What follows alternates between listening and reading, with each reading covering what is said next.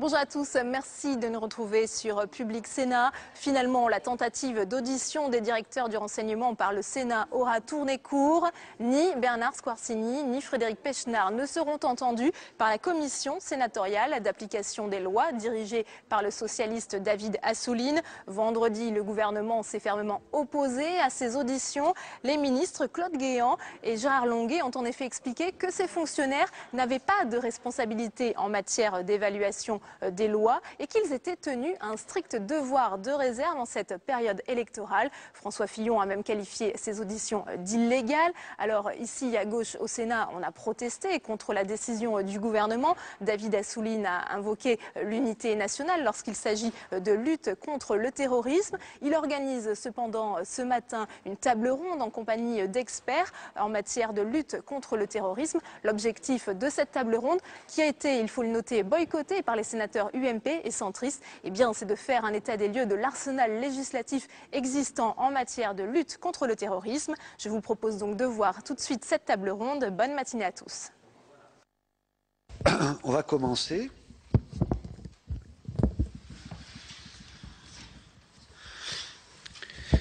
Donc c'est à travers cette table ronde, c'est le lancement d'un programme de travail de la commission sénatoriale de contrôle de l'application des lois sur un sujet tout à fait important que nous avons été conduits à choisir à partir, bien entendu, de l'actualité dramatique, mais qui n'a pas pour objet de répondre à cette actualité immédiate ou d'interférer dans l'enquête, dans l'établissement des faits tels qu'ils se sont produits. Nous avons au contraire, parce qu'il y a eu ces faits et qu'un débat public s'est engagé sur les dispositifs législatifs concernant la sécurité intérieure et la lutte contre le terrorisme, en particulier qui ont pris un écho parce que le président de la République a même voulu et demandé qu'un projet de loi soit déposé au Conseil des ministres dans quelques jours, faisant évoluer la législation. Notre commission était donc complètement dans son cœur de mission de dire si on réfléchit sur l'évolution de la législation, il faut d'abord savoir ce qui existe déjà, bien repérer, parce que c'est un ensemble de lois, une quinzaine de lois à travers seulement la décennie, tout ce qui existe, s'imprégner des débats qui ont amené à ces évolutions législatives régulières, pour pas à chaque fois, quand on a un nouveau débat, penser qu'on a inventé l'eau chaude en redisant ce qui a été dit avant, et puis déterminer si c'est une évolution, laquelle, si ce n'est pas des évolutions, mais des questions de moyens ou des questions d'organisation, en tous les cas, la représentation parlementaire, notre commission, était dans son cœur de mission de venir apporter un diagnostic partagé à ce débat public et à l'éventualité d'une évolution de la législation pour et les pouvoirs publics et pour le Parlement en général. Voilà. J'ai voulu que nous auditionnons l'ensemble des fonctionnaires, des acteurs de l'État qui sont directement impliqués dans l'application des lois existantes parce qu'ils savent si c'est suffisant pour eux, si c'est parfois handicapant, enfin ils peuvent nous parler en connaissance de cause. J'ai voulu aussi, à travers la table ronde qui va commencer, faire qu'un certain nombre de ce qu'on va appeler aujourd'hui les experts, mais chacun est dans son domaine de compétences, nous puissions avoir un débat global sur cette question, à travers les compétences de chacun, qui ne soit pas directement un débat de praticiens de l'État pour lutter contre le terrorisme, mais plus d'analystes et de personnalités, d'intellectuels qui ont réfléchi, qui réfléchissent sur cette question. Je veux doublement les remercier d'avoir très rapidement accepté de participer à cette table ronde. Les remercier comme je l'aurais fait si tout s'était passé comme je le souhaitais, parce que voilà, vous vous rendez disponible et vous allez vraiment nous aider à cette réflexion. Je veux les remercier une deuxième fois parce que je sais la difficulté, vu la polémique qui s'est engagée et que je ne voulais pas, que nous ne voulions pas. Je sais la difficulté de ne pas vouloir avoir l'impression de rentrer dans quelque chose qui est un conflit en apparence entre les uns ou les autres. Je vous parle comme président de la commission, le président d'une institution, et pas comme responsable de tel ou tel bord politique, et c'est l'institution qui vous a invité, c'est devant cette institution que vous parlez, et je vous remercie d'avoir maintenu et d'avoir accepté de faire ce que vous aviez décidé de faire, de nous aider à la réflexion. Donc on va pas, je ne vais pas être plus long parce que l'ensemble des sujets, est-ce qu'on on leur a transmis un questionnaire non. Bon. Bon, au moins oralement au téléphone, on vous a dit de quoi on va parler. Bon, de 1996 à 2001, la France n'a pas connu un seul mort lié au terrorisme sur notre territoire. La situation vient tragiquement de changer. La menace terroriste est-elle réelle et nouvelle pour notre pays? Est-ce que, et je le dis à partir d'un rapport que j'ai lu qu'avait fait Julien Drey, un autre député, qui disait l'évaluation des lois sur le terrorisme nous semble, sur l'application des lois, nous semble correcte. Il disait ça en 2008. Les lois sont appliquées, elles semblent efficaces, et en même temps, cette longue période sans acte terroriste interroger les rapporteurs sur le fait que pas confronté à la réalité d'un acte dans les dernières périodes, nous interroger sur le fait est-ce que les dispositifs sont adéquats, est-ce qu'on s'est suffisamment remis en question pour être adapté à des nouvelles formes de terrorisme ou être en avance sur ce qui se passe. Une des réflexions. La coopération internationale et européenne en particulier s'est-elle améliorée? Fonctionne-t-elle? Est-ce que les législations et l'harmonie des moyens et des outils législatifs qu'on a à travers l'Europe permettent l'efficacité? Pensez-vous que la pénalisation de la consultation de sites faisant l'apologie du terrorisme ou qui appellent à la haine et à la violence, puisque c'est une des mesures qui pourrait être proposée prochainement, soit une bonne mesure au sens de l'efficacité? Pensez-vous que c'est possible, que c'est souhaitable? Comment évaluez-vous la législation sur le terrorisme et la sécurité intérieure actuelle sur le plan préventif et sur le plan répressif? Et je veux finir en vous posant la question, parce que certains d'entre vous ont une réflexion là-dessus aussi, sur parce qu'il ne s'agit pas non plus de n'importe quelle menace terroriste aujourd'hui, globalement. Quelle appréciation faites-vous de deux situations différentes qui peuvent avoir des connexions? La force du prosélytisme dans un certain nombre de territoires en France, pas prosélytisme en général, mais avec des organisations ou des prêches ou des endoctrinements assez radicaux, de propos appelant à la haine, avec ensuite des possibilités de passage à l'acte. Comment vous appréciez les liens qui peuvent se faire? Est-ce que c'est quelque chose d'épiphénoménal qui semble s'être produit dans cette situation, ou qui peuvent être un vrai danger, plus lourd? Et pensez-vous que la législation qui combat l'incitation à la haine et l'appel au meurtre, notamment par les mots, est suffisamment est suffisante et suffisamment appliquée. Je le dis notamment en lien avec le fait que il y a la polémique sur les prédicateurs qui devaient venir au congrès du OIF et qui appellent clairement quand même, pour certains d'entre eux, à la haine raciale, voire même à la suppression de certaines personnes sur notre planète, et qui, étaient déjà venus parler dans les mêmes conditions. Là, apparemment, on leur interdit de venir. Les pouvoirs publics ne souhaitent pas qu'ils viennent, mais l'incidence entre la possibilité d'émettre de tels propos et la traduction sur le terrain ensuite sur des jeunes qui peuvent être fragiles et s'emparer de tels propos.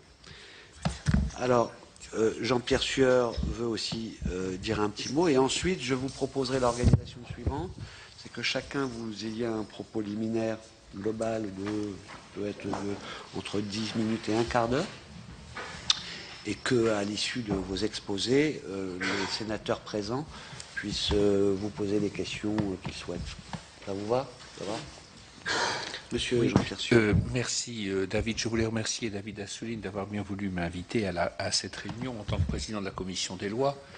Je voulais dire que la démarche que votre commission a initiée à l'initiative de son président est une démarche très importante dans la mesure, bien sûr, où elle est cadrée sur un objet très précis. Et moi, ce qui me paraît le plus important aujourd'hui, tu l'as dit, mais je me permets de le redire, et c'est la question suivante. Tout le monde a été horrifié de ce qui s'est passé à Toulouse et à Montauban. Il y a beaucoup d'interrogations aujourd'hui sur ce qui s'est passé.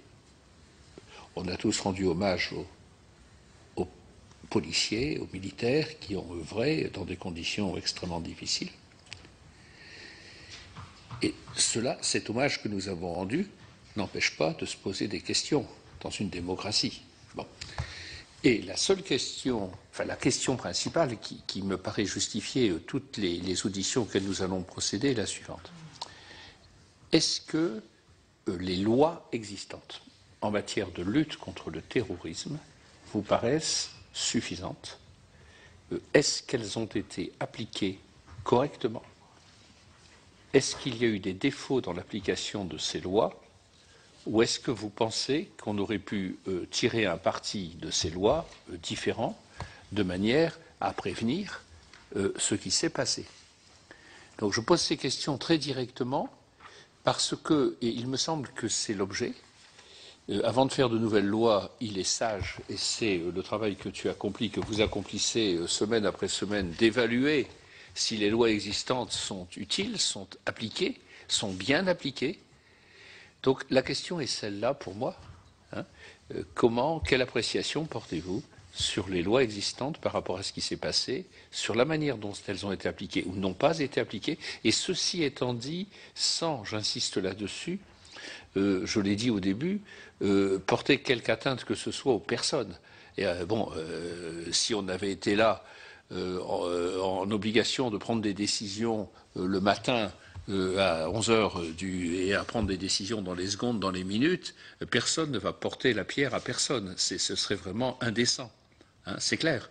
Mais en même temps, il est légitime de savoir ce que vous pensez des lois, de l'application ou de non-application des lois existantes. Voilà. Merci.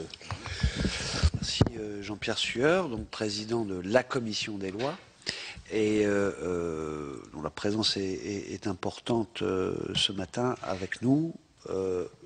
Est-ce que j'ai un ordre? Est-ce qu'il va vous convenir?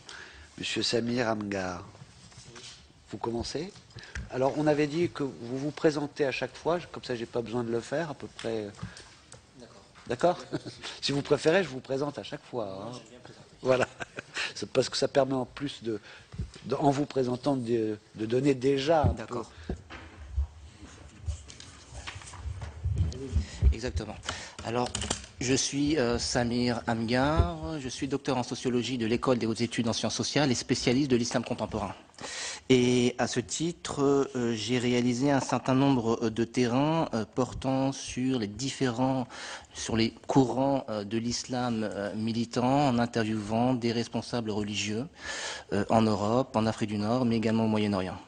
Et c'est dans ce cadre que j'ai réalisé 2 ouvrages qui sont parus récemment. Le premier est issu de ma thèse de doctorat qui porte sur le salafisme d'aujourd'hui, mouvement sectaire en Occident, qui est une étude qui part du principe, de l'hypothèse centrale, une hypothèse que le mode de socialisation dans les milieux salafis en Occident, et plus particulièrement en France, est de nature sectaire, au sens où les sociologues des religions l'entendent. J'ai fait paraître également un ouvrage récemment aux éditions Michelon qui s'appelle « Les islamistes au défi du pouvoir ».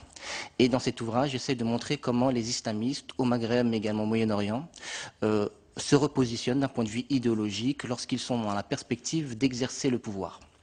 Alors, mon intervention va ici se concentrer sur essayer de vous faire quelque part une sorte d'état des lieux, de bilan assez général du djihadisme en France. Alors, mon intervention va s'articuler... Vous m'entendez? Oui. Alors, mon intervention va s'articuler autour de 2 points. Il s'agira, dans un premier temps, de vous montrer dans quelle mesure on assiste à un essoufflement du djihadisme. Autrement dit, depuis quelques années, on constate que les théoriciens du djihad, les militants du djihad, sont en crise, ont du mal à recruter.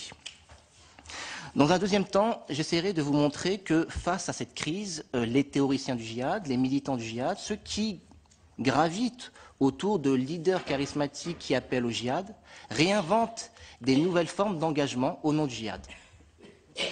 Alors, ce qui est très important d'avoir à l'esprit, c'est que l'itinéraire de Mohamed Merah est un itinéraire exceptionnel, bien qu'il illustre de manière exemplaire le destin de quelques jeunes de la même génération, issus de l'immigration musulmane, et qui ont décidé de faire ou d'entrer dans le djihad.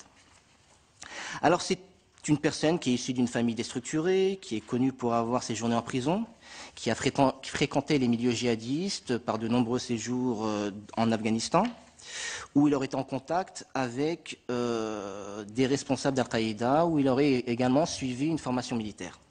Alors, cet itinéraire traditionnel, quelque part, ne doit pas masquer les difficultés que connaissent actuellement, depuis quelques années, le djihad en France et en Occident.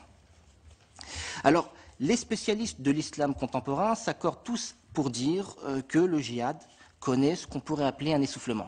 Alors, quand je dis essoufflement, je ne dis pas déclin, je ne dis pas disparition, mais difficulté pour les djihadistes de commettre des actes terroristes et en même temps de recruter.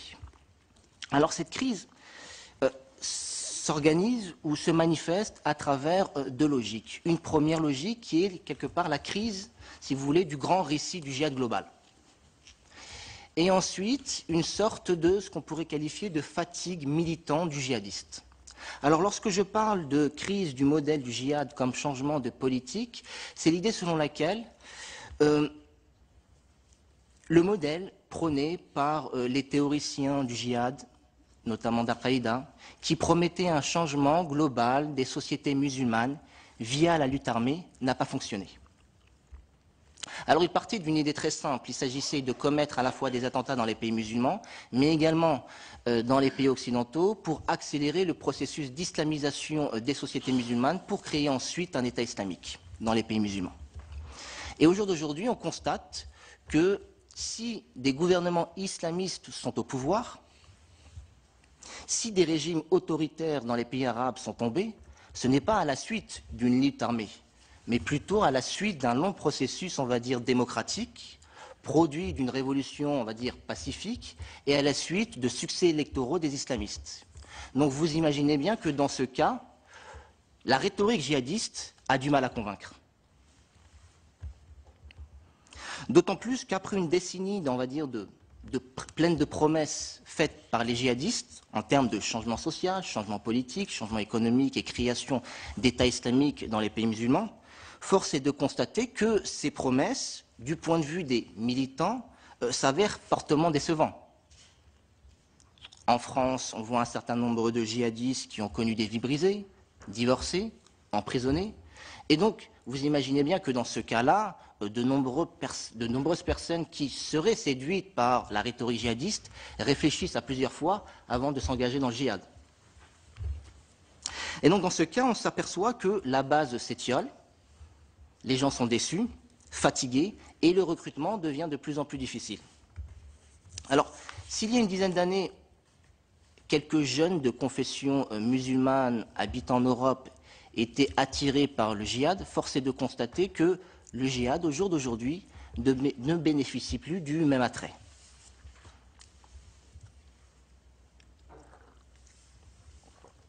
Alors, cet essoufflement, cette crise du djihad est également imputable à la surveillance accrue des services de renseignement en France. Et contrairement à la décennie des années 90 où il était, alors toute proportion gardée, relativement facile de commettre un attentat, force est de constater qu'aujourd'hui, il est impossible, quasi impossible, de commettre un attentat en France sans se faire immédiatement inquiéter.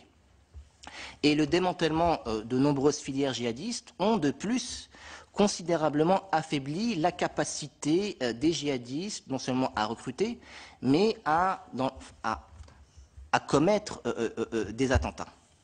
Alors, dans ce cadre, pour répondre à cette crise, on va s'apercevoir, on va constater que les djihadistes vont réinventer des nouvelles formes de militance djihadiste.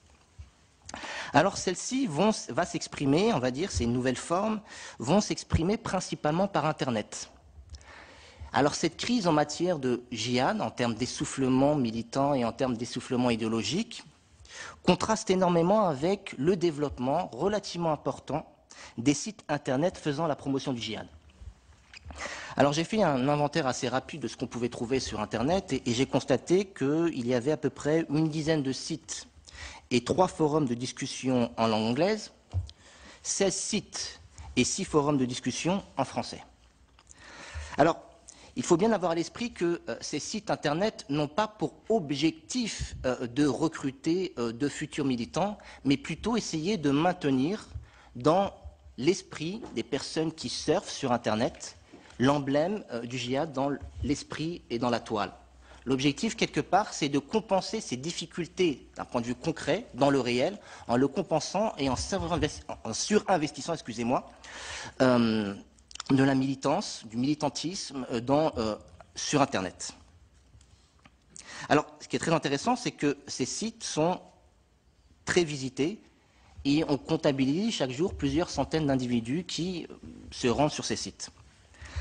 Alors, ces sites, chose très intéressante, peuvent également, en plus d'apparaître comme un moyen de maintenir l'emblème du djihad sur la toile, est également un lieu pour soutenir et aider des personnes emprisonnées, des anciens djihadistes qui sont en prison, condamnés à des peines de prison, et à partir de ces sites, on va organiser des quêtes qui auront pour but d'aider tel ou tel djihadiste pour payer les frais d'avocat ou diffuser des informations quant au degré ou à la manière dont le procès se déroule.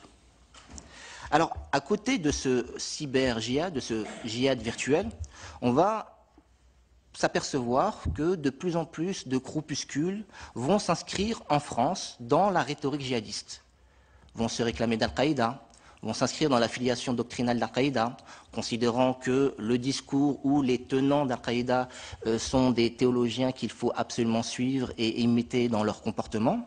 Et chose qui est très intéressante, c'est que ces groupuscules ne vont pas opter pour l'action violente, l'action terroriste, le djihad. Et vont considérer que le djihad ne doit pas s'exprimer à travers des logiques armées, mais plutôt par rapport à des logiques d'agitation et de propagande. On va s'organiser, on va organiser une manifestation où on va brûler par exemple le code pénal en expliquant que le code pénal est un code qui légifère non pas au nom de la foi religieuse, au nom du Coran, mais au nom de lois qui sont étrangères aux lois coraniques. On va par exemple manifester autour d'une mosquée parce qu'on n'est pas du tout d'accord avec l'option théologique que l'imam qui gérant cette mosquée prend.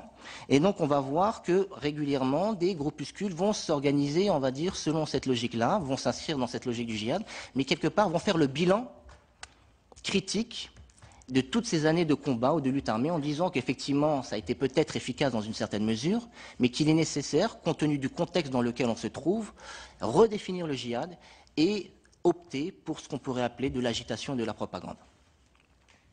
Alors, même dans le mode opératoire, on va voir qu'on va assister à une sorte de reconfiguration, redéfinition du djihadisme, du djihadiste.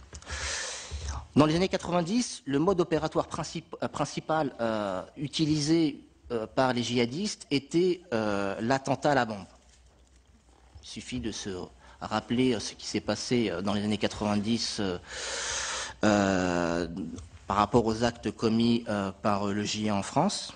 Dans les années 2000, le mode opératoire utilisé par les djihadistes était l'attentat suicide, et au jour d'aujourd'hui, on s'aperçoit que l'on se développe un nouveau mode opératoire qui consiste tout simplement à utiliser des armes de poing, touchant souvent des militaires, et on assiste effectivement à une sorte d'individualisation du parcours ou du processus de radicalisation qui s'affranchit du groupe, du leader charismatique auquel on avait habituellement affaire, pour toucher des militaires, souvent des militaires. Et donc l'affaire Mera est sans doute, on va dire, l'affaire qui a le plus marqué l'esprit, mais il faut se remémorer ce qui s'est passé en Allemagne, par exemple, en 2011, où une personne d'origine kosovare a tué deux soldats américains qui devaient se rendre en Afghanistan, ou encore, en 2010, l'exemple de la fusillade de Fort Hood, où une personne de confession musulmane, un soldat de confession musulmane, a tué 13 soldats américains.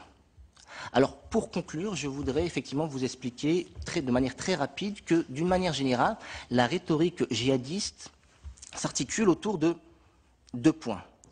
D'abord, une critique de la politique étrangère française, en disant effectivement que la France est un ennemi de l'islam, des musulmans. Pour preuve, la France est engagée dans le conflit en Irak, est engagée en Afghanistan, et par conséquent, la France s'oppose à l'islam et mène une politique belliqueuse à l'égard des musulmans. Et c'est un point fondamental qui explique en grande partie, on va dire, l'impact que les leaders charismatiques, Internet, peut avoir auprès de personnes qui décident de se radicaliser à partir de cet argument. Le deuxième argument qui me semble être important et qui explique le processus ou les motivations des personnes qui décident de se radicaliser, c'est la manière dont ces individus se perçoivent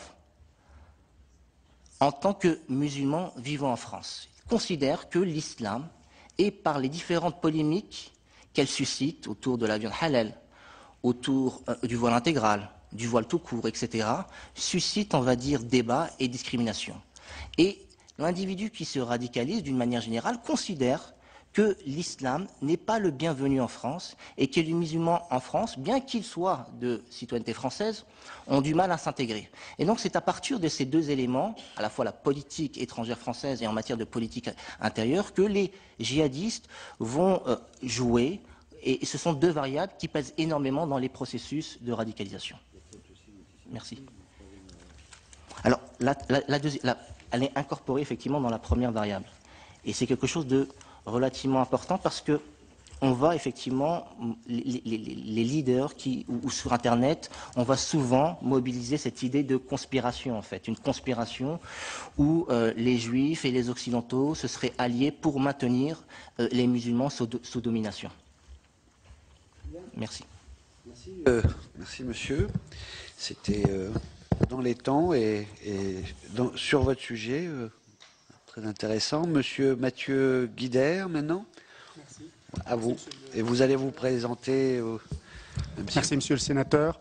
Mathieu Guidère, professeur des universités et agrégé d'arabe. J'ai été professeur résident à l'école spéciale militaire de Saint-Cyr, ensuite de 2003 à 2007, ensuite professeur de veille stratégique à l'Université de Genève et depuis 2011, je suis professeur d'islamologie et pensée arabe à l'Université de Toulouse. Le propos que je vais tenir n'a aucune dimension partisane, j'insiste là-dessus. J'ai accepté cette invitation uniquement à l'invitation de l'institution et non pas d'une quelconque affaire politique. Mon propos donc sera cadré sur ce qui a été l'objet de cette table ronde, à savoir l'évaluation de loi, et je vais essayer d'être assez bref pour permettre les questions là-dessus. J'insisterai sur 2 points en disant que la législation actuelle me paraît de moins en moins pertinente au regard de l'évolution du phénomène terroriste, en particulier parce que tous les acteurs ont intégré les paramètres sécuritaires et les techniques de surveillance. Il y a deux phénomènes qui font que cette législation est de moins en moins pertinente. Le premier phénomène, c'est le contexte international chamboulé. Il faut savoir que, enfin tout le monde le sait, mais c'est utile de le rappeler, que depuis 2011, il y a eu un changement radical de situation au sud de la Méditerranée et il y a eu une évolution de la perception au sein des communautés musulmanes au nord de la Méditerranée et notamment en France. La chute des dictatures et la montée en puissance des forces islamistes avec la victoire en particulier des partis islamistes aux élections en Égypte, en Tunisie et au Maroc, et la tendance semble se confirmer pour d'autres pays, fait que cela a entraîné une normalisation de l'islamisme politique, sur la rive sud de la Méditerranée avec, très important, c'est cela le phénomène qui est nouveau, une banalisation des thématiques islamistes dans le champ public. Une banalisation des thématiques islamistes dans le champ public signifie une focalisation sur l'identité musulmane, une insistance sur l'application de la charia, sur le port du voile, sur la mixité, l'interdiction de la mixité, des débats sur la polygamie, sur les sanctions pénales, l'amputation, la lapidation, etc. Tout cela était auparavant très peu discuté et devient aujourd'hui très banal sur la rive sud et s'étend sur la rive nord. La visibilité accrue des tendances radicales de l'islamisme politique, notamment de la tendance salafiste djihadiste dont il vient d'être question, cette tendance radicale jouit désormais d'une liberté d'expression et d'action inédite. Ce contexte méditerranéen a bien évidemment des répercussions sur le plan national et sur le contexte national. Les deux rives de la Méditerranée communiquent quotidiennement et massivement, entraînant une extension de ce phénomène de la rive sud vers la rive nord, et notamment en France, sur de nombreux territoires de la République. Cela se traduit par une importation de problématiques nouvelles et par une extension de comportements jusque-là marginaux, la communautarisation de la vie locale et l'isolement des individus dans certains endroits, en l'absence de tout contrôle et de suivi efficient. Je rappelle que ce suivi, ce contrôle était auparavant effectué par les services, la police politique des différents pays en question et que nous étions déchargés de ce contrôle, de ce suivi par ces dictatures elles-mêmes. Et donc, ce nouveau contexte constitue un terreau favorable au développement de nouveaux modes de sociabilité, contraires aux principes et aux valeurs de la République. Parfois aussi, ces nouveaux contextes est favorable au basculement dans l'action la plus violente. Alors, je répertorierai, j'indiquerai deux formes nouvelles de discours, d'attitude, de comportement qui me paraissent contraires aux valeurs et aux principes de la République. Le premier, ce que j'appellerai le prosélytisme indirect. Ce prosélytisme indirect consiste à adopter une attitude complaisante à l'égard des expressions publiques, qu'elles soient anti-républicaines, antidémocratiques, antisémites, antiféminines, racistes, homophobes, sous couvert de justification religieuse, et de chercher à susciter l'adhésion du public en faveur de ces expressions haineuses en invoquant une légitimité théologique, peu importe laquelle. De ce point de vue, ce prosélytisme indirect est également accompagné d'un discours d'intimidation. Ce discours d'intimidation peut être menaçant ou hostile. Il porte atteinte à l'intégrité morale des personnes, puisque l'intégrité morale de personne signifie que le système de valeurs bien mal de la personne est remis en question, ou bien à l'intégrité physique, puisque la proximité physique parfois est trop grande et la simple présence de la personne fait peur. Ou encore à l'intégrité psychologique de la personne par un processus de dévalorisation, d'humiliation ou d'injure. Il me semble, de ce point de vue, que le principe de précaution devrait s'appliquer dans ce type de cas. L'absence de certitude concernant l'activité délictueuse ne doit pas retarder l'adoption de mesures effectives et proportionnées visant à prévenir un risque terroriste dont ni l'ampleur ni la probabilité d'occurrence ne peuvent être envisagées avec certitude. En l'absence de certitude sur les phénomènes en cours et sur l'existence du danger, le risque est hypothétique, certes, mais cela ne signifie pas qu'il est très peu probable, voire négligeable. Il s'agit d'une possibilité identifiée de risque dont on ne connaît pas précisément encore la probabilité, mais dont les citoyens doivent être protégés. Ce principe de précaution, son extension au domaine terroriste, permettrait d'ailleurs, par la même occasion, de responsabiliser tous les acteurs quant à la portée de leurs paroles et de leurs actes. Le deuxième phénomène que j'identifie et auquel il faudrait que la législation finisse par répondre un jour, c'est celui de l'intention agressive ou de l'intention terroriste. L'évolution du terrorisme au cours des dernières années, j'ai écrit une vingtaine de livres, et dont les 5 derniers sont sur le terrorisme. Et le dernier, je l'ai publié il y a 2 ans, il s'intitule « Les nouveaux terroristes ». Et il parle exactement du phénomène que nous venons de vivre en France récemment. Et donc l'évolution du terrorisme au cours des dernières années rend l'anticipation essentielle pour la protection des citoyens. Or, celle-ci ne peut se faire sans une prise en compte des intentions agressives de certains individus qui sont, j'insiste, conscients et responsables de ce qu'ils envisagent de faire ou de faire faire.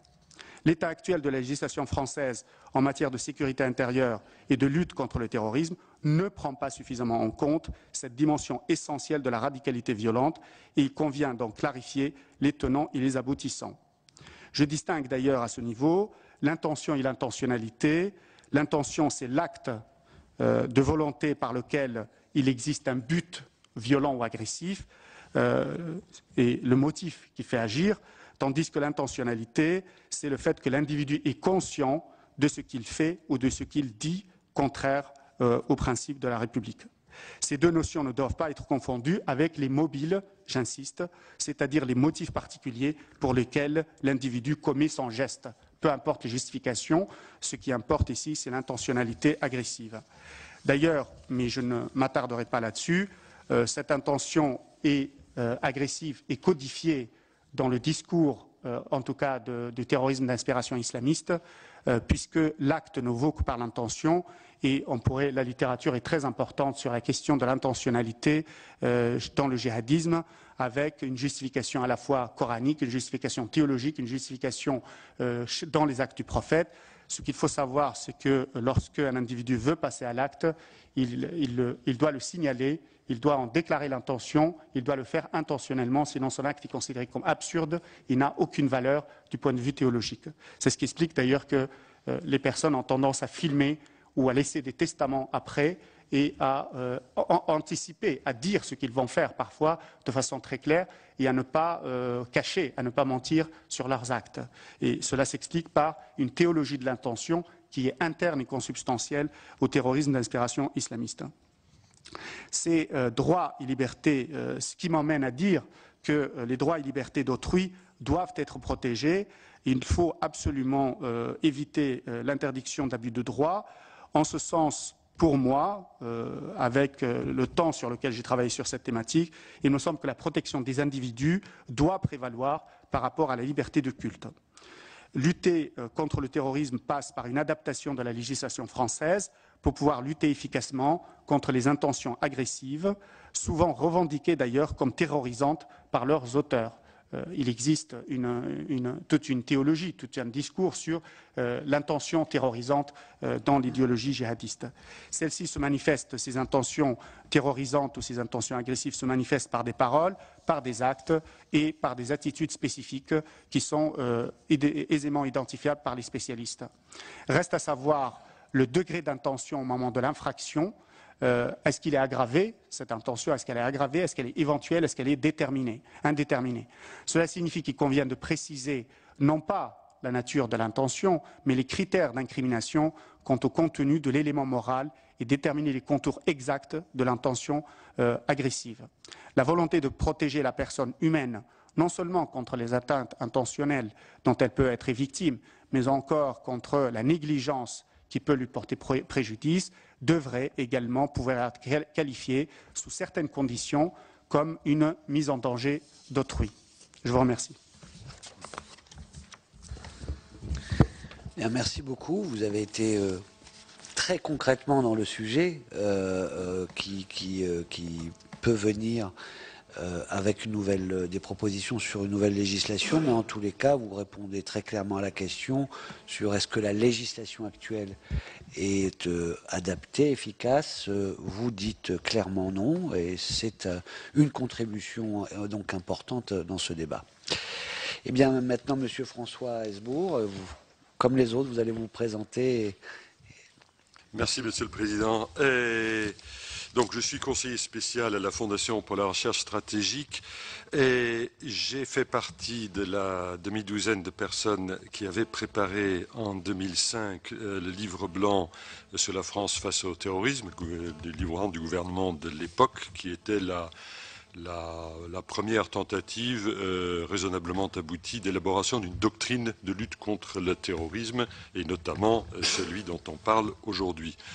J'ai également fait partie de la commission du livre blanc sur la défense et la sécurité nationale en 2008, et notamment, je faisais partie du groupe restreint qui a réfléchi avec les chefs des services de renseignement sur la réforme de la communauté française du renseignement.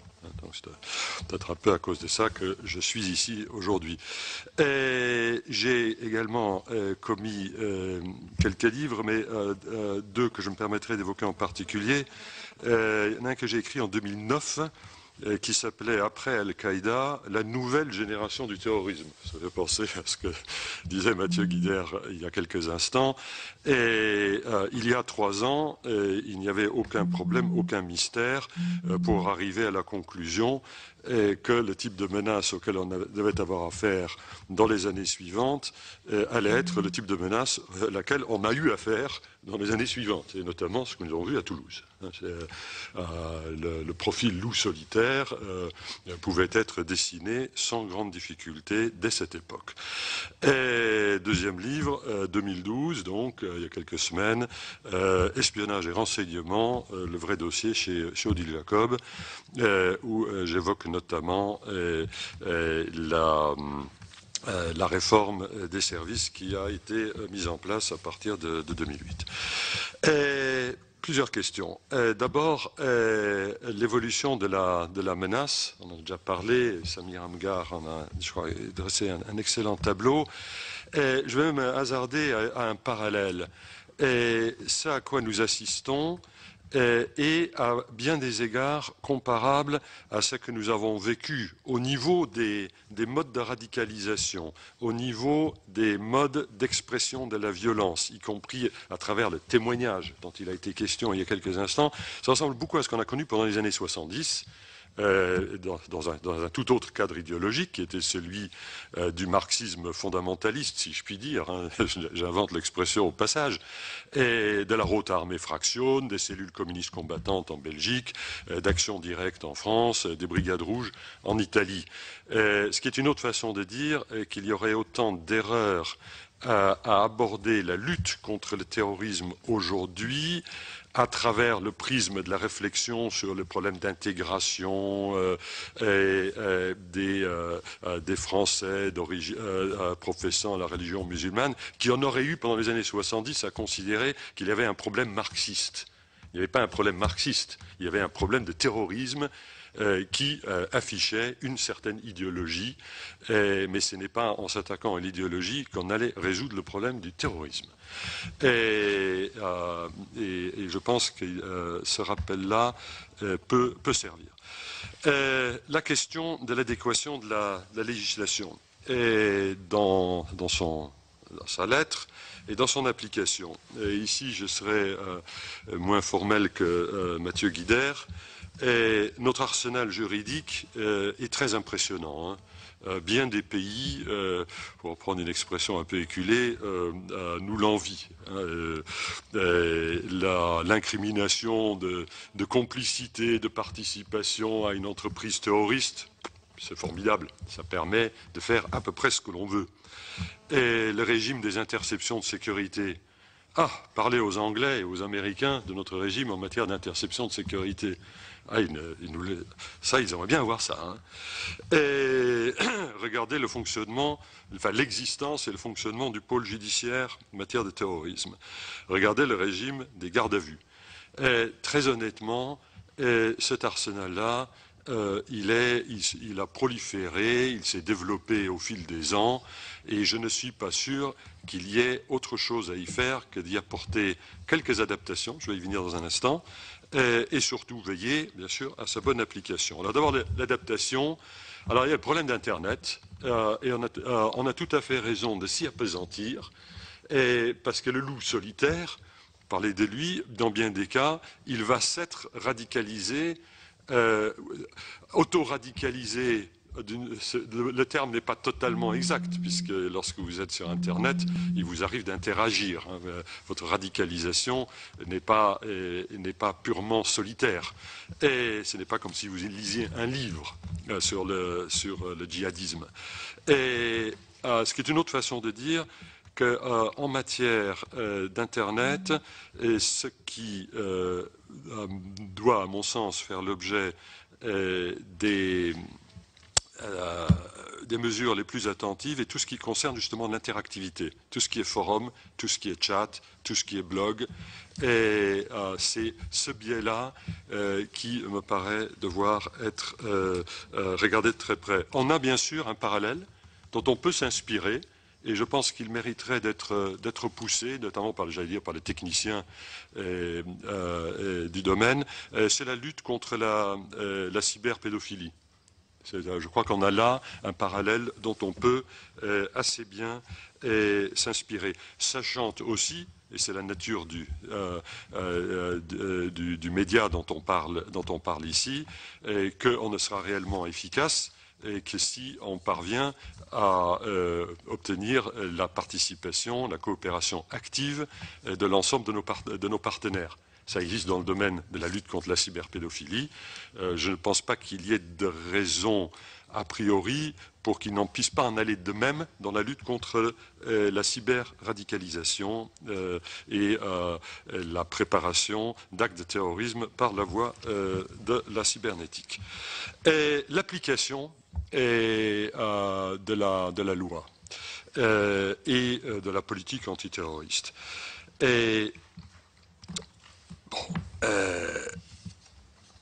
On a connu, au début des années 1980, puisque c'est à cette époque-là qu'est né le dispositif actuel, une fois au plan des lois et au plan des organisations, des institutions, on a connu, à partir du début des années 1980, un développement progressif, pas toujours simple, mais en fait assez réussi, de la coordination de la lutte antiterroriste dans l'ensemble de ses dimensions, dans ses dimensions d'investigation et dans ses dimensions de répression policière et judiciaire. Et c'est cela qui nous a permis, de fait, à partir de 1996, de ne pas connaître d'actes de terrorisme réussis sur notre territoire jusqu'à cette année. Et qu'est-ce qui peut expliquer que les choses se soient mal passées en 2012. Je ne m'efforcerai pas de répondre de façon systématique à cette question. Je crois qu'aucun d'entre nous n'a aujourd'hui encore les données en main.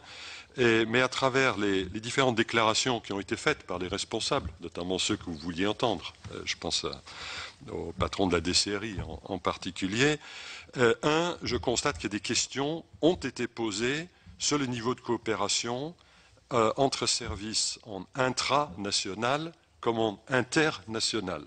En intranational, il a été dit que la DGSE n'avait pas alerté la DCRI. En international, il a été dit que les Américains n'avaient pas alerté les services français. Je ne sais pas si c'est le cas ou pas, mais le simple fait que ce type de déclaration puisse être formulé par un responsable important de la lutte contre le terrorisme en France jette une ombre sur le tableau relativement serein et que moi je me faisais au moment de nos travaux, en 2005, en 2008, en ce qui concerne la coopération internationale et sur la coopération au sein de la communauté française du renseignement. J'ouvre une parenthèse, cette expression, communauté française du renseignement, a été une des innovations sémantiques de 2008-2009. Elle figure aujourd'hui dans les textes officiels, mais pour qu'il y ait communauté, il faut quand même qu'il y ait une culture du partage. Je ne suis pas sûr que la culture du partage soit aussi poussée qu'elle ne doive l'être. Donc ça, ce sont les interrogations que j'ai, que je n'avais pas avant, très honnêtement, que je n'aurais pas formulées avant Toulouse, tant le bilan était impressionnant. Et deuxième élément, et lorsque nous avons fait les préconisations du livre blanc en 2008, parmi ces préconisations, il y avait un développement important des moyens alloués à ce qu'on a appelé la fonction stratégique connaissance et anticipation, autre façon polie de dire, entre autres, le renseignement. Et la DGSE en a profité à plein. Et le budget de la Direction générale pour la sécurité extérieure a augmenté de façon très considérable. Ses effectifs ont été très largement étoffés avec d'excellents éléments, je dois l'ajouter. Et on a l'impression d'une machine qui tourne et d'une machine qui, au plan budgétaire, a bénéficié dans la pratique des recommandations qui avaient été faites. En ce qui concerne le renseignement intérieur, nous sommes dans une situation un peu différente. D'une part, la DCRI n'est pas une direction générale. Elle est budgétairement une variable dépendante de la direction générale de la police nationale. Le budget de la DCRI évolue en fonction de ce que la DGPN est capable de lui donner. Or, la DGPN, d'après ce que j'ai cru comprendre, vivait dans un état de relative diète dans le cadre de la révision générale des politiques publiques. Donc, il y a un premier problème, j'allais dire de purs moyens, qui se pose peut-être, et je ne sais pas si c'est un facteur explicatif de quoi que ce soit, mais je constate que le coup de boost qui a pu être fait pour le renseignement extérieur, pour des raisons largement institutionnelles, organisationnelles, n'a pas pu être fait dans les mêmes proportions pour le renseignement intérieur. Nous savons par ailleurs que le renseignement intérieur est encore en train, et c'est tout à fait normal, de procéder à la fusion décidée il y a plus de 4 ans maintenant de la DST et des renseignements généraux hors préfecture de police. C'est une fusion qui, comme toutes les grandes fusions, quelque nature qu'elle soit, est logiquement difficile, compliquée, entre deux organisations de culture très différentes, et fusion par ailleurs que je considère comme nécessaire. Je ne suis pas du tout en train de procéder à une critique de cette décision-là. Mais pour arriver à la ligne de résultat, je considère qu'on peut toiletter les dispositifs législatifs, notamment pour la dimension cybernétique. Nous n'avons pas à le reprendre.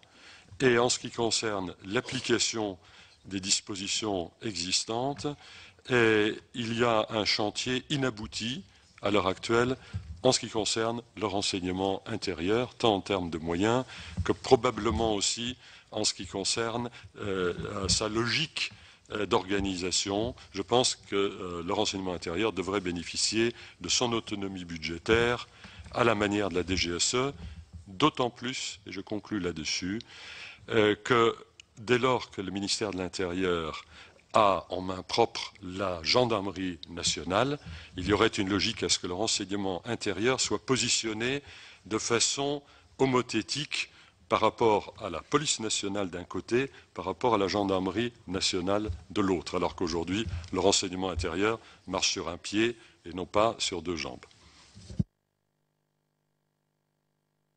Eh bien, merci beaucoup encore.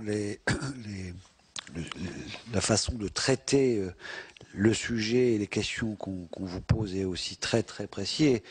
Et j'ai cru discerner une position sensiblement différente de celle qui était exprimée avant sur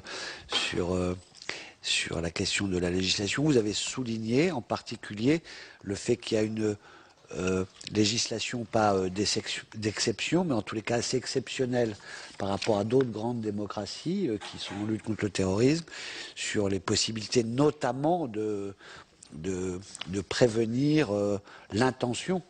Et d'ailleurs, je je vous poserai ensuite à M. Guider une question sur la précision de ce que vous voulez dire. Dans quel domaine il faudrait aller encore plus loin pour arrêter au moment de l'intention de l'acte, puisque la réputation de la législation française est qu'elle est déjà assez avancée dans ce domaine. Enfin bon, ça sera dans le débat. Eh bien maintenant, Monsieur Daniel Martin, et ensuite on passera aux questions des sénateurs et sénatrices présents. Merci, Monsieur le Président.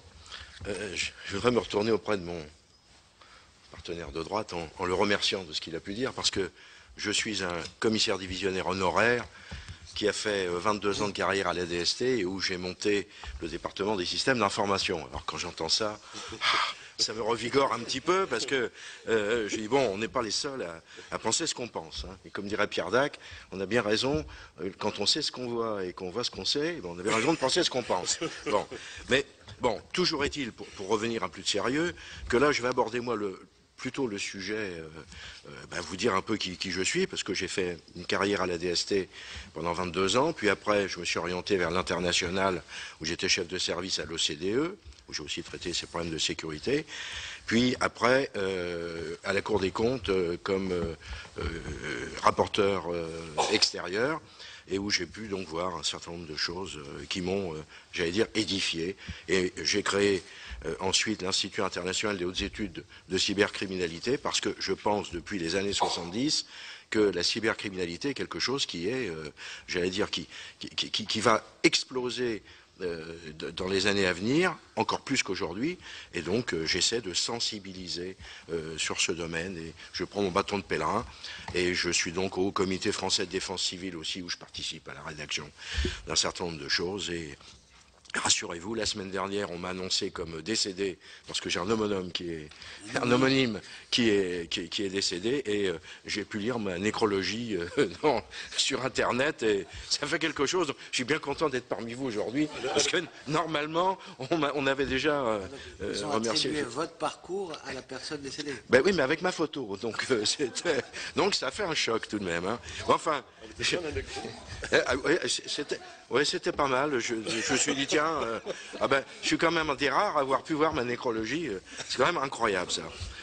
Enfin, je voudrais très rapidement faire un rappel de la situation en m'orientant plus, si vous voulez, vers le côté global, puisque le terrorisme est une partie des activités qui peuvent me rattacher à la cybercriminalité.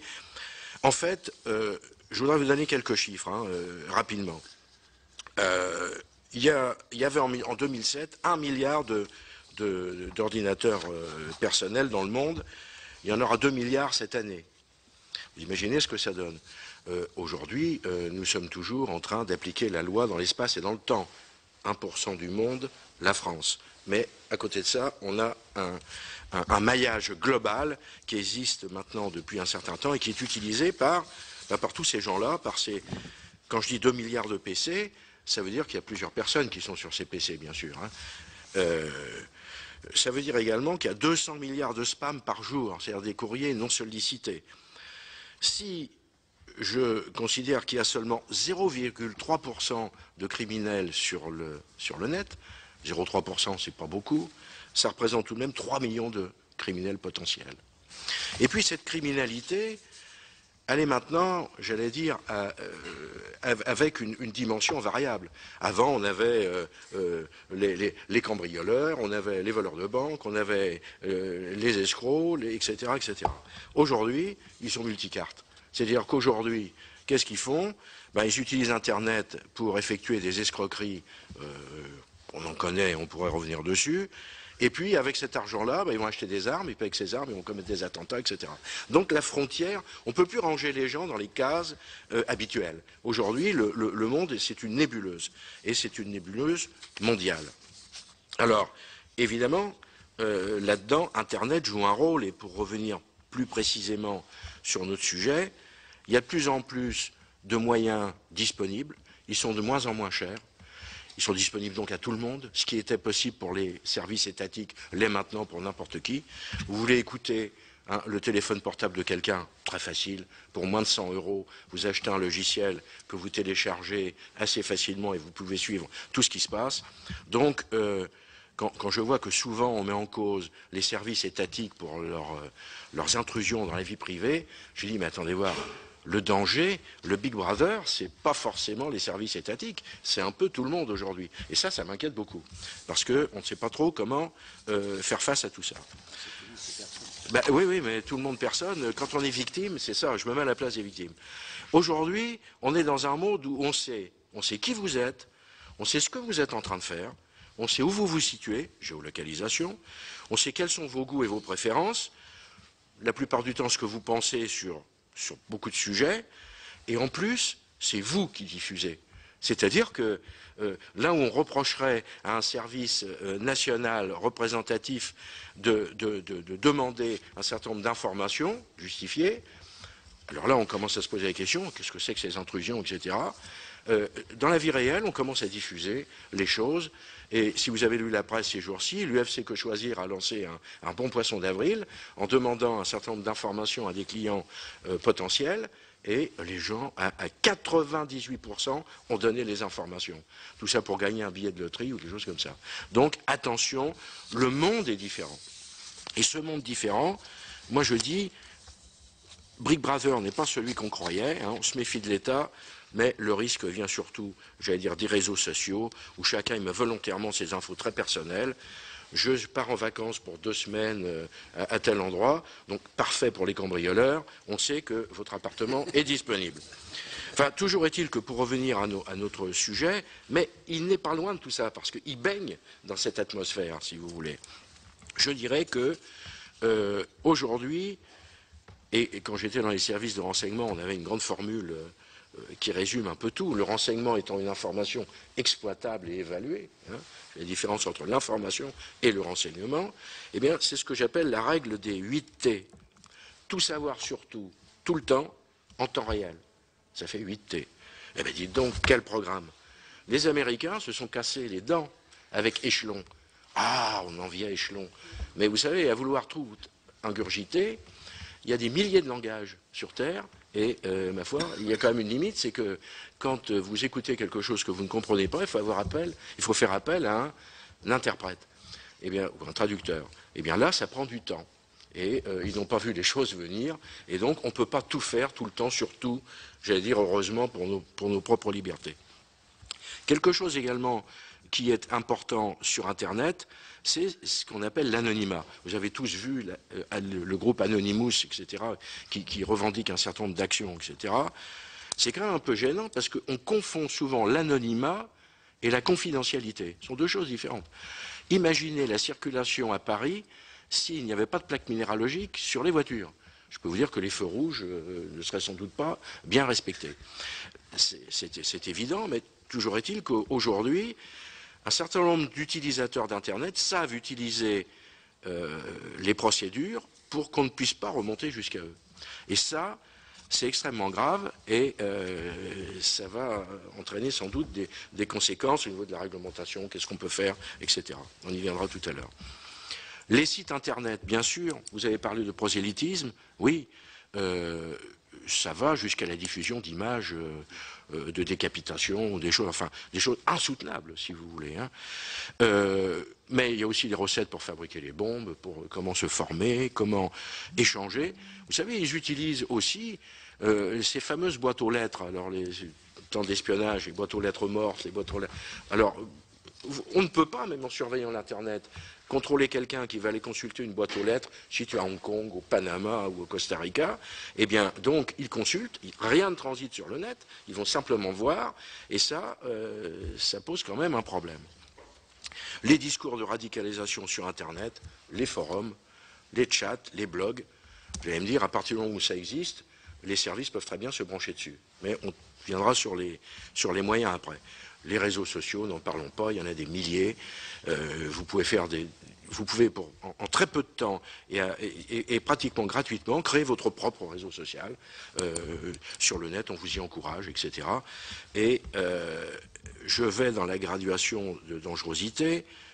il existe aussi, à côté de l'Internet dit de surface, un Internet invisible. Ah, qu'est-ce que c'est? Selon l'université de Berkeley en Californie, cet Internet invisible, c'est-à-dire qui n'est pas accessible par les moteurs de recherche classiques que nous connaissons tous, il serait plus de 500 fois plus grand que l'Internet de surface. Donc ça m'inquiète aussi parce que ça m'inquiète, mais on retombe toujours sur le facteur humain. C'est ce qui, moi, m'a passionné toute ma carrière. C'est quoi? l'Internet invisible, c'est des logiciels libres? Non, pas du tout. L'Internet invisible, c'est l'Internet que vous, moi, quiconque ne connaît pas, parce que quand vous posez une question sur un des moteurs de recherche disponibles, il ne vous répond pas, parce que ces différents sites ne sont pas connectés, ne sont pas référencés dans les moteurs de recherche. Ce sont les bases de données qui sont derrière le site. Par exemple, la base de données de Carrefour, vous n'avez pas accès, mais elle est en fait sur le net de tous leurs produits. Mais vous ne pouvez pas y accéder. Vous ne pouvez pas y accéder. Ce sont les bases de données qui sont derrière les sites. Et il existe.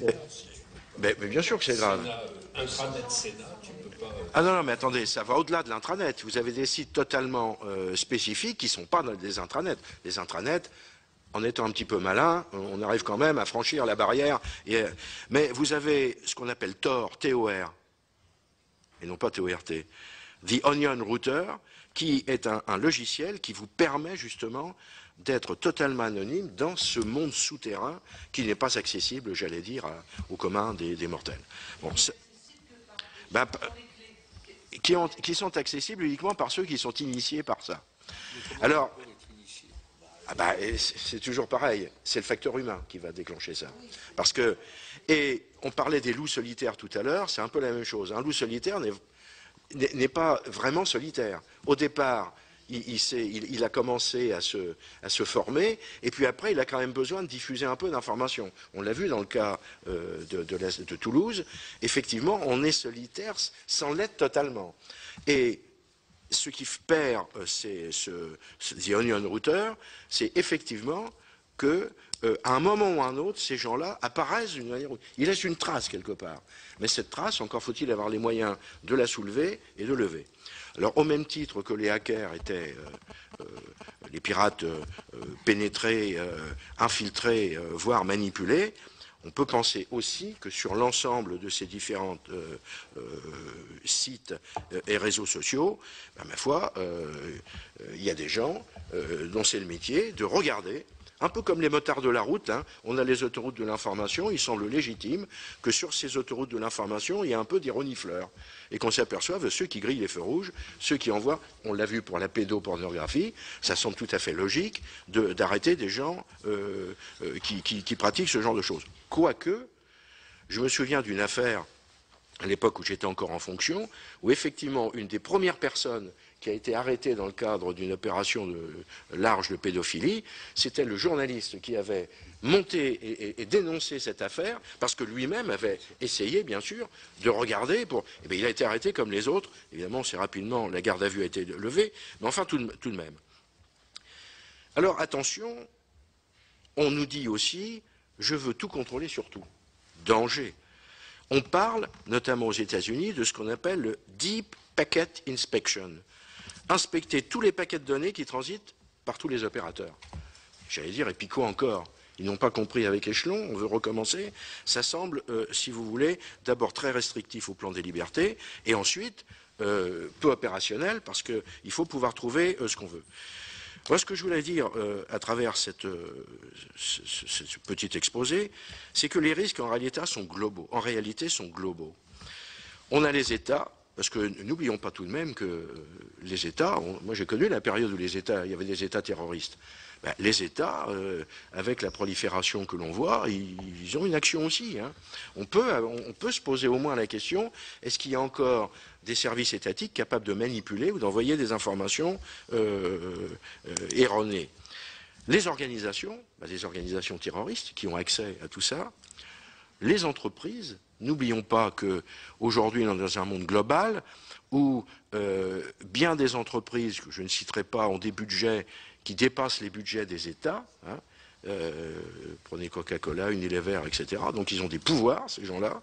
Ils sont capables de faire des choses, ils sont capables de faire de l'espionnage, ils sont capables de faire des contrefaçons, voire la Chine, etc. Et n'oublions pas non plus les individus. Donc je saucissonne toujours la société en tranches, l'État, les organisations et puis d'un autre côté, à la fin, les citoyens que nous sommes. Alors, on a vu l'Iran, on a vu la Syrie, on a vu Stuxnet, le fameux virus qui a infecté les centrifugeuses iraniennes. Donc là, on peut penser qu'il y a des organisations, voire des États qui ont financé ou provoqué tout ceci. Les criminels sont multicartes, je vous l'ai dit, et notre sujet, c'est aussi de mêler, on parle des sources techniques, on a beaucoup soulevé le problème des sources techniques. Mais on a vu là où les Américains ont abouti en négligeant les sources humaines. Nous, en France, c'est plutôt les sources humaines. Parce que c'est plus facile, vous comprenez, comme on n'a pas de moyens, ça a été soulevé par notre ami à côté. Le problème, c'est que il faut bien qu'on se sorte de quelque chose. Il faut avoir des services de documentation et d'analyse fiables. C'est-à-dire pas comme je le vois encore aujourd'hui, des stagiaires en transit. Parce que les gens, ils ne rêvent que d'être sur le macadam avec un revolver ou une arme, et puis pour arrêter des terroristes. Mais ça ne se fait pas comme ça. Il y a un travail de fond, de profondeur, qui s'apparente plus d'ailleurs au contre-espionnage ou à la contre-ingérence, parce que le contre-terrorisme, c'est ça aussi. C'est beaucoup de travail en amont et beaucoup de coopération. Il faut investir donc dans la formation. Et je terminerai en vous donnant quelques propositions, parce que j'ai bien sûr travaillé beaucoup là-dessus. Donner des moyens supplémentaires humains, logiciels, matériels, mutualiser des moyens. Quand j'ai vécu DST, DGSE, j'aurais bien aimé avoir les moyens de mes amis du boulevard Mortier. Les États-Unis ont compris depuis longtemps. FBI, université, ça travaille ensemble. Il faut diffuser des informations au retour, parce que quand vous donnez des informations que vous n'avez jamais de retour, vous n'en donnez plus. Il faut dialoguer au niveau international, c'est-à-dire créer des stages communs. J'ai participé à des stages communs, notamment avec les Américains, et je pense que là, c'est très important. En fait, ce vers quoi on va, si les services étatiques n'ont pas les moyens de leurs actions, c'est vers une privatisation des moyens d'action.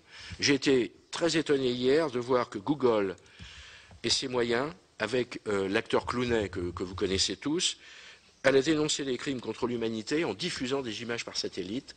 Et je trouve que ça veut dire donc que les services classiques, ils sont dépassés parce que la machine, elle continue d'avancer. Et si j'appelle de mes voeux aussi les réformes qui ont été soulevées tout à l'heure, pour conclure sur la législation, je considère que c'est pas mal. C'est effectivement, on nous envie tout ça. On envie, les services de renseignement étrangers nous envient le fait d'avoir une DCRI qui traite aussi du judiciaire, parce qu'ils ne peuvent pas le faire, et ils nous regardent. Et les Américains ici trouvent effectivement que notre arsenal n'est pas mal. Maintenant, ils demandent, comme d'habitude, toujours à s'adapter. Et je crois qu'effectivement, grâce au travail de commissions comme la vôtre, on arrivera à progresser dans le bon sens. Merci. Écoutez, à nouveau, merci beaucoup pour ces 4 exposés qui sont très complémentaires, et y compris qui, indépendamment de leur complémentarité sur les sujets, permettent le débat parce qu'ils, en filigrane, développent des points de vue qui peuvent être différents sur ce qu'il y a à faire maintenant. Donc voilà, je vais passer la parole en sachant que vraiment on doit avoir quitté les lieux à 11h10 parce qu'il y a un groupe politique qui doit faire sa réunion de groupe ici. Et donc faut qu'on soit parti. Je prends un ensemble de questions en bloc, pas une à une, et qu'on essaye de formuler de façon très synthétique pour que vous puissiez répondre. Et on fera une petite conclusion. Merci. Jean-Pierre.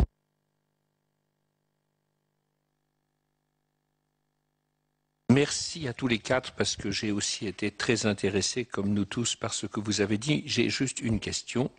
J'ai été frappé par la différence de tonalité entre le propos de M. Heisbourg et de M. Guider. Et M. Heisbourg, vous avez tenu un propos que je qualifierais finalement de réformiste. Vous avez dit on est dans un système où on a un arsenal juridique impressionnant. Et vous avez dit qu'il fallait s'inspirer de ce qui existe en matière de cyberpédophilie. Vous avez aussi pointé du doigt le fait qu'il y avait un manque de coordination, par exemple DGSE, DCRI, par exemple DCRI, gendarmerie, par exemple entre l'Amérique et la France. Monsieur Guider, vous avez commencé en disant « la législation est de moins en moins pertinente, tous les acteurs l'ont intégrée ». Ce qui est un point de vue différent. Vous dites finalement, les acteurs connaissent tous les recoins de la législation, ils en jouent et ils passent à côté. Donc notre législation ne marche pas. Et vous avez dit, il y a un point qui est très important, c'est l'intention ou l'intentionnalité. Mais alors nous, en tant que législateurs, ça nous rend dans la perplexité. Car la question que je voulais vous poser, c'est très intéressant d'avoir ces deux points de vue, parce que ça permet d'essayer d'avancer.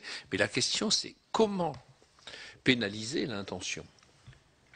C'est ça le problème. On a tous dans la tête, sans doute, des tas de choses qui passent. Bon, vous vous rendez compte, si on entrait là-dedans, en fait, la loi, elle fonctionne par rapport à des actes. C'est très difficile de... Alors, peut-être pas l'anti... Bon, alors, justement, je pose la question, quoi, voilà. Merci. On va le faire en bloc, je pense que ça va tourner autour des mêmes choses, mais alors, on essaye vraiment d'être amassé pour qu'il y ait du temps aux réponses, parce qu'on attend des réponses. Alors, d'abord Marie-Noëlle Lienemann, ensuite monsieur Gaëtan Gors, ensuite Laurence Rossignol. Je clôt la liste. Je clôt la liste. Allez-y.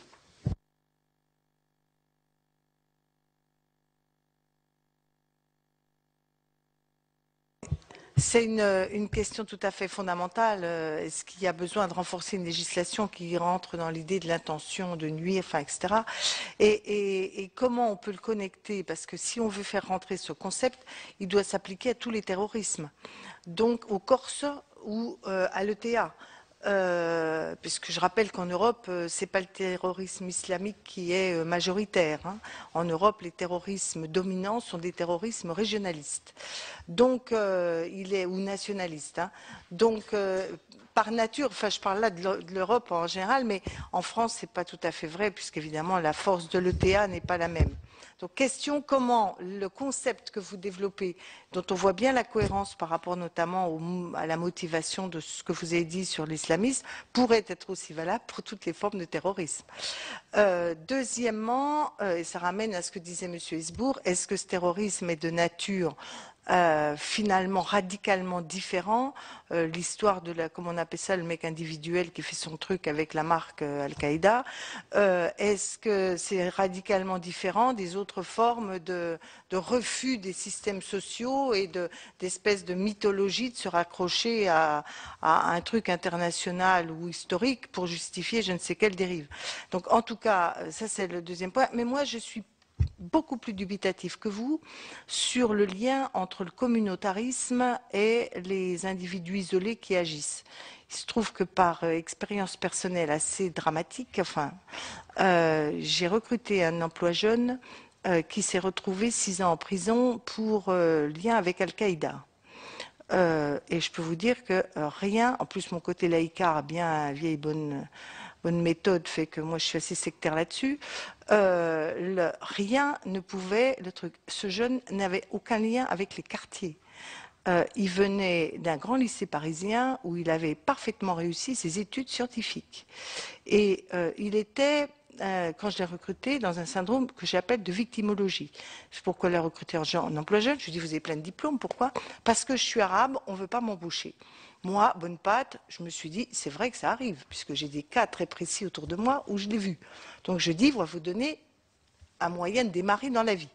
Je me suis rendu compte que sa frustration principale n'était pas le communautarisme, il n'était absolument pas religieux au démarrage, et il s'est radicalisé par des mécanismes psychologiques qui sont par ailleurs idéologiques, qui arrivent à d'autres. J'aurais donc tendance à donner raison à M. Hesbourg pour ce cas précis, et je mets en garde contre la corrélation communautarisme-quartier, qui est par ailleurs une dérive grave, pour d'autres raisons, avec la question terroriste. Mais est-ce qu'on a des statistiques, si je puis dire, des profils socio-culturels. Moi, j'avais été frappée aussi de voir les Palestiniens qui se font sauter là. Beaucoup sont universitaires, et alors, ce qui me dramatique, je suis scientifique, beaucoup sont scientifiques. Donc, je voulais savoir si on avait une étude des profils. Bien. Merci. Gaëtan, et ensuite Laurence. Oui, très rapidement, 3 questions. Oui, j'ai été frappé par ce que vous avez dit, M. Hesbourg, sur le fait qu'il faut mettre de côté la doctrine, si j'ose dire, pour ne traiter que d'une certaine façon les faits, c'est-à-dire l'acte terroriste et sa répression. Pour autant, est-ce qu'on peut aujourd'hui, au regard du contexte particulier dans lequel nous sommes, arriver à une évaluation de la menace? C'est-à-dire même si on met de côté effectivement un certain nombre d'éléments dont il ne faut pas surestimer l'influence, aucun d'entre vous ne nous a donné des indications peut-être plus précises ou plus subjectives sur ce que peut être aujourd'hui la menace, son origine et son importance. La deuxième question, elle est sur les problèmes de coordination qui ont été relevés par Jean-Pierre Sueur. Est-ce que ça appelle de votre part des réformes de structure supplémentaires que celles qui ont déjà été engagées, notamment s'agissant de l'organisation du renseignement français? Est-ce que ça suppose également de nouveaux supports juridiques avec nos partenaires, et y compris avec les États-Unis, pour que cet échange d'informations fonctionne mieux, ou est-ce que ça relève de la pratique? Et puis troisième question, pour aller vite, on a évoqué l'importance de l'arsenal dont nous disposons, et vous avez dit avec un sourire, mais néanmoins un élément de vérité forcément, que nous avions un arsenal qu'on pouvait nous envier. Ça pose le problème du contrôle qui peut s'exercer alors sur l'utilisation de cet arsenal. Est-ce que, et c'est au cœur même du débat que nous avons eu aujourd'hui, ce contrôle tel que certains peuvent l'exercer, notamment le Parlement, est-ce qu'il vous paraît aujourd'hui disposer de moyens suffisants? Car qui dit moyens importants, et on ne peut que le souhaiter pour lutter contre le terrorisme, suppose d'un point de vue démocratique des moyens de contrôle adaptés. Attention là, parce qu'il n'y aura pas de réponse à vos questions, étant donné qu'il reste 10 minutes et qu'ils ne pourront pas répondre à tous si vous en posez trop. Allez, Laurence, et puis on... Attends, moi aussi je peux faire un peu de victimisation de temps en temps. Trois questions rapidement. La première, qui est pour M. Amghar. Vous avez conclu votre propos en disant que parmi les facteurs de radicalité, il y avait le fait que l'islam, de radicalisation, pardon, le fait que l'islam, avec la polémique qu'il suscite, est considéré comme n'étant pas bienvenu en France. Mais en Grande-Bretagne, où le rapport est assez différent, il n'y a pas pour autant de corrélation sur une moindre attractivité de la radicalisation chez des musulmans fondamentalistes britanniques. Donc est-ce que vous pourriez étayer un tout petit peu ça, parce que il y a un débat là-dessus, donc et il est présent, ce serait bien de le pousser. La deuxième sur la part des facteurs, je rejoins Marie-Noëlle Lienemann quand on dit est-ce qu'on a des profils, est-ce qu'on en sait un peu plus, encore que peut-être il faut dire que dans le passage à l'acte, on n'a pas un énorme panel, hein, peut-être le préciser. Le précédent était quand même il y a quelque temps. Le panel donc n'est pas énorme, mais bon, en revanche, dans des éléments qui sont repérés. Moi, j'ai été très frappée quand on a, autour du profil de Mohamed Merah, j'étais le matin même à une conférence de Pierre Jox, qui, sur les tribunaux pour enfants, la justice pour enfants faisait remarquer qu'un tiers des enfants qui sont au tribunal pour enfants n'ont pas de père, un tiers ont un père non paternant, et un tiers seulement ont un père, ce qui est quand même une surreprésentation par rapport au reste de la société des enfants en déficit paternel. Et j'ai entendu de la famille raconter de ce garçon, et je trouvais qu'il y avait quand même aussi des similarités. Et peut-être qu'on s'intéresse beaucoup à la dimension communautariste. Peut-être qu'on pourrait s'intéresser aussi à des facteurs de déstructuration familiale et psychologique qui ne sont spécifiques à aucune communauté. Et enfin, je suis assez troublée par l'application du principe de précaution. Autant je trouve que la formule est séduisante parce qu'elle est intellectuellement agile, mais je ne vois pas quand même jusqu'à quel point on peut poser comme principe que sous prétexte que la cybercriminalité et tout le cybermonde porte atteinte aux libertés fondamentales, on peut admettre que le meilleur moyen de lutter contre cette atteinte aux libertés fondamentales, c'est de renforcer les atteintes aux libertés fondamentales, parce que entre l'État et les personnes privées, c'est pas tout à fait la même chose comme processus. Voilà, c'était ma troisième question. Je vais vous demander quelque chose parce que j'avais pris un engagement très ferme pour avoir cette salle qui est normalement dédiée aux réunions de groupe le mardi matin, parce que c'est la salle qui nous permettait de filmer plus facilement, etc., que je partirai à 11h. Nous allons partir à 11h10, hein, parce qu'il est 11h déjà, pour que vous puissiez répondre, mais clairement, il ne pourra pas y avoir de réponse précise à tout ce que vous avez posé comme question. Je vais demander aux administrateurs, et si vous le voulez bien, de pouvoir vous relancer par les écrits ou si vous pouvez nous faire parvenir, y compris dans ce que vous avez déjà écrit, pour pas que vous travailliez encore plus, là où il peut y avoir les réponses à un certain nombre d'interrogations que l'on a, pour que nous allions chercher pour faire notre rapport et apporter le maximum d'informations. Donc, il y a d'abord des questions qui ont été posées à Mathieu Guider et à M. Hesbourg sur leurs deux points de vue différents. Je demande vraiment que vous nous disiez, parce que c'est le débat de la semaine prochaine, quand le projet de loi sera déposé, concrètement, faut-il faire évoluer, et s'il faut faire évoluer, sur quoi précisément? Voilà. Notamment, il y a l'aspect cybercriminalité, il y a l'aspect sur l'intentionnalité, comment peut-on aller plus loin? Oui. Très rapidement, tout d'abord une précision. Je n'ai pas dit qu'on était en manque de coordination internationale ou interne. Je dis que la question se posait, hein, ce qui n'est pas, voilà, ce n'est pas exactement la même chose. Sur l'intentionnalité, nous sommes déjà en limite. Et la loi est incroyablement généreuse en la matière, puisque la complicité d'une préparation est suffisante pour pouvoir constituer une incrimination. Autrement dit, si nous n'étions pas dans un état de droit, je considère que cette disposition-là deviendrait carrément liberticide. Nous sommes dans un état de droit, donc on arrive à gérer cette disposition. Aller au-delà me paraîtrait fou. Et sur le spectre que l'on couvre en matière de terrorisme, Madame Lindemann a mille fois raison. D'ailleurs, je vais révéler un petit secret. Il y avait eu, lors de la rédaction du livre blanc sur le terrorisme, une discussion assez vive sur le fait de savoir s'il fallait que ce soit un livre blanc sur le terrorisme ou un livre blanc sur la menace djihadiste.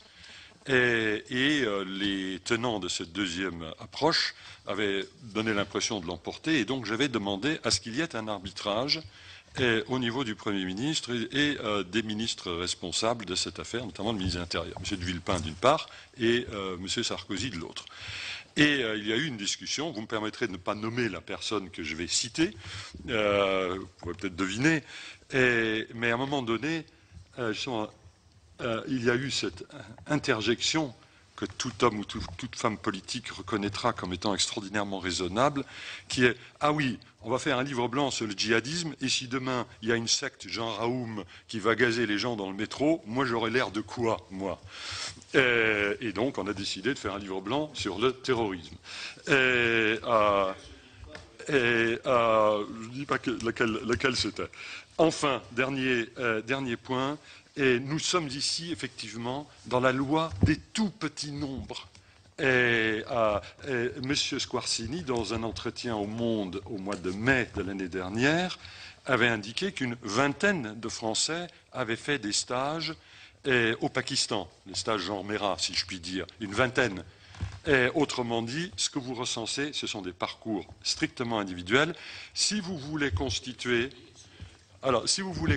un panel, sans rencontrer de problèmes de secret, parce qu'évidemment, personne ne va dire ah oui, c'est l'ingénieur machin chose qui habite au numéro tant de la ville de machin et qui fait partie du panel si cette personne est sous surveillance et non pas incriminée.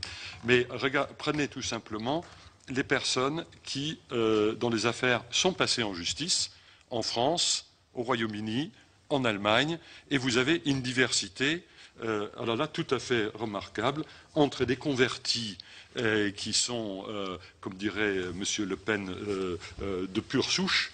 Vous avez des born again, j'allais dire genre Mera, vous avez des petits délinquants, genre Khaled Kelkal, ou Mera d'ailleurs, et vous avez des diplômés d'université, vous avez des scientifiques, vous avez des SDF, enfin, et vous ne pouvez déduire de ce genre de panel aucune loi qui s'appliquerait au grand nombre que l'on peut rencontrer, par exemple, dans les tribunaux pour enfants. Oui, je vais être aussi rapide. Je n'ai pas parlé d'intention en général, j'ai parlé d'intention agressive ou terroriste.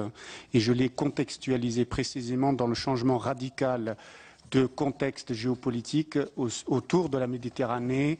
Il me semble qu'il y a une lutte idéologique qui s'est enclenchée en 2011 et que si on n'en prend pas acte sur le long terme, ce que nous considérons comme banal ou comme simple ou comme normal va finir par envahir l'espace démocratique de liberté et d'égalité sur un certain nombre de points.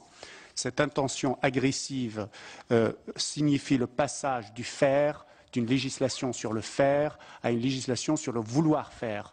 Cela a une vertu responsabilisante. Il est évident que quelqu'un dit « je veux tuer quelqu'un », pour moi, qu'il le fasse ou non, il faut qu'il sache que c'est interdit. On ne peut pas dire « je veux détruire la République », on ne peut pas dire « je veux tuer un tel », on ne peut pas dire « allons au djihad ». On peut dire tout ce qu'on veut, mais ça a au moins une vertu responsabilisante et didactique pour les individus qui le fassent. Alors après, que l'on mette le degré de cette responsabilité, c'est le législateur qui verra. Mais pour moi, si on laisse faire ce qui est en train de se faire, je pense qu'on ne protège pas la personne humaine qui est derrière.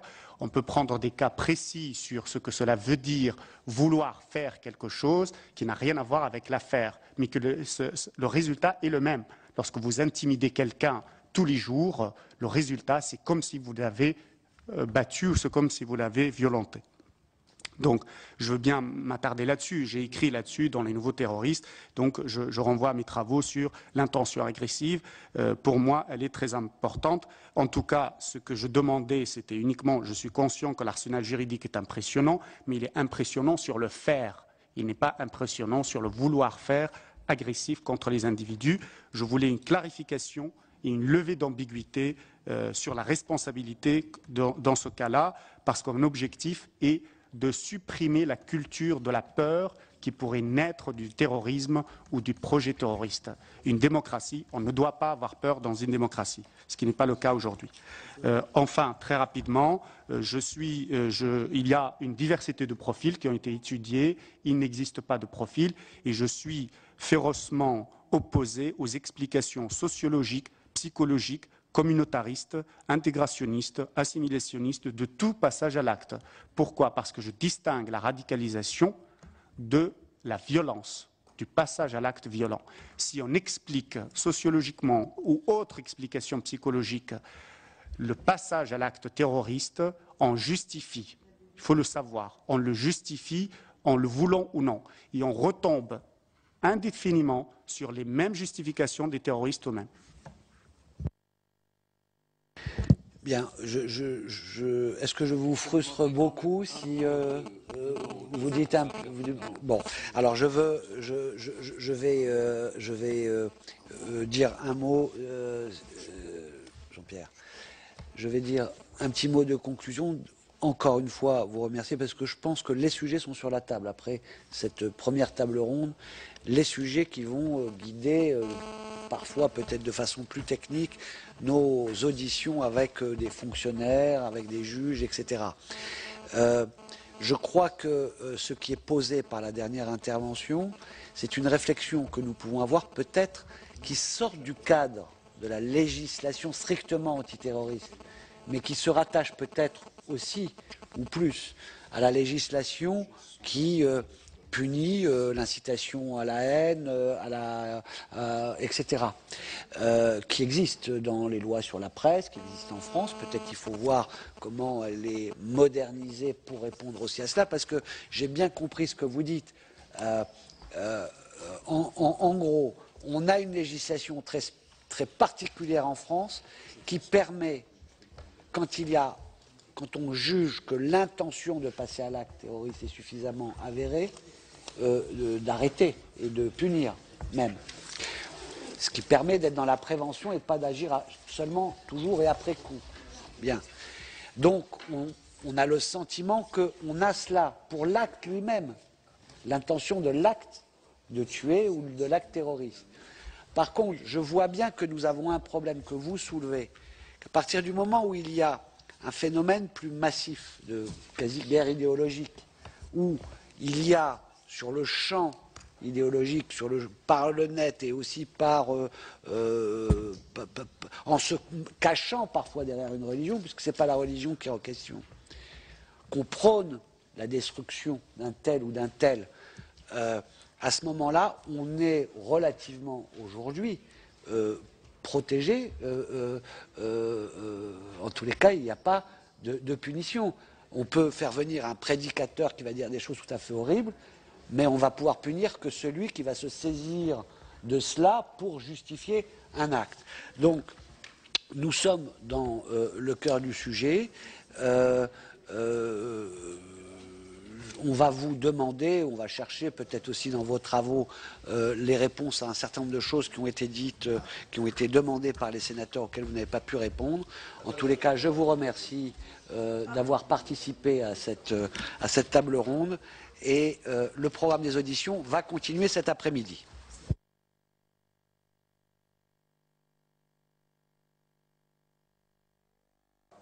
Voilà pour cette table ronde organisée par la Commission sénatoriale d'application des lois sur l'état des lieux de l'arsenal législatif en matière de lutte contre le terrorisme. Pour la revoir, notre site internet publicsénat.fr. Prochain rendez-vous avec l'actualité parlementaire, c'est cet après-midi à 16h30 avec les travaux de la Commission d'enquête sur le coût réel de l'électricité. Très belle journée à tous.